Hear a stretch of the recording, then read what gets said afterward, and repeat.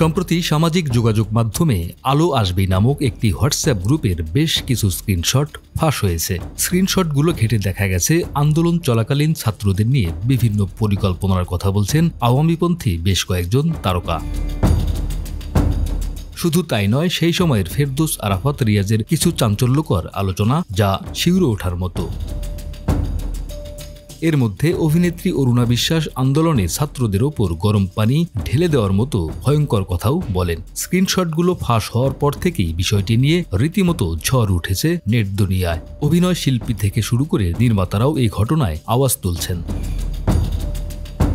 এবার ফেসবুকে অরুণা বিশ্বাসকে নিয়ে করা একটি নিউজ শেয়ার করে বিস্ফোরক মন্তব্য করেছেন ঢালিউড নায়িকা পরিমণি। মঙ্গলবার রাতে এক স্ট্যাটাসে অরুণা বিশ্বাসকে নিয়ে তিনি লিখেছেন, অমানুষ, হিংস্র, লোভী, এত হিংসা নিয়ে কখনোই শিল্পী পরিচয় বহন করতে পারেন না আপনি, ধিক আপনাকে, থু।